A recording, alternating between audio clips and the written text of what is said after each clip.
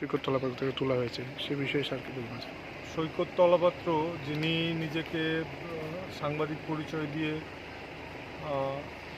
Independent নামে একটি news channel চালাতেন, ওনাকে আজকে 27/10/2023 ওনাকে 5টা মামলায় টোটাল পুলিশ ওনাকে কোর্টে প্রডিউস করেছে। এর মধ্যে একটা মামলা হচ্ছে আমাদের ত্রিপুরার, যাকে আমরা মহারাজা বলে জানি, প্রদ্যোৎ কিশোর দেববর্মন মাণিক্য বাহাদুর। উনি পপুলারলি ওনাকে আমরা আদর করে বুবাগরাও ডাকি। তো ওনার যে মামলাটা, সেটাতেও আজকে পুলিশকে আবার 6 দিনের কাস্টডি দেওয়া হয়েছে। কারণ ওনার যেই মামলাটা উনি যেটা করেছেন, যেটার মধ্যে অন্যান্য আইপিসি সেকশনের সঙ্গে schedule caste schedule tribe atrocities অ্যাক্টও আছে, যেটার মধ্যে যে আসামি সৈকত তলাপাত্র, উনি আমাদের মহারাজার নামে অত্যন্ত কুৎসিত ভাষায় একটা নিউজ আইটেম করেছেন, যেটাকে যদি আমরা আদৌ ওটাকে নিউজ বলি, ওটা কোনো নিউজ নয়।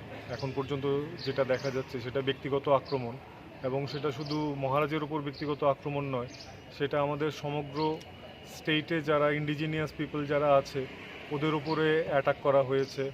তারপর চেষ্টা করা হয়েছে যে ত্রিপুরাতে যে সাম্প্রদায়িক সম্প্রীতি এত বছর, এত শয়ে বছর ধরে আছে, যেখানে ট্রাইবেল নন ট্রাইবেলরা মিলেমিশে থাকছে, সেটাকে নষ্ট করার মতন একটা নিউজও উনি সার্কুলেট করেছেন।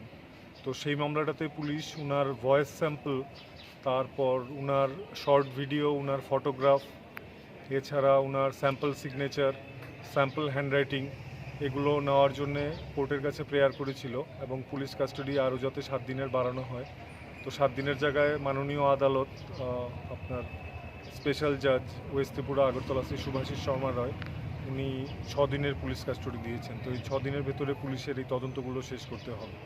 এছাড়া আরও 4টে মামলায় আরও বিভিন্ন লোক উনার নামে মামলা করেছেন।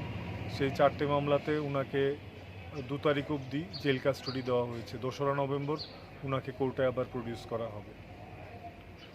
তাহলে কতদিন থাকছে তাহলে সর্বমোট? তো সর্বমোট 6 দিন থাকছে। 6 দিন পুলিশ কাস্টডি শেষ করে তারপর অক্টোবরের 2 তারিখ উনাকে আবার কোর্টে প্রডিউস করা হবে।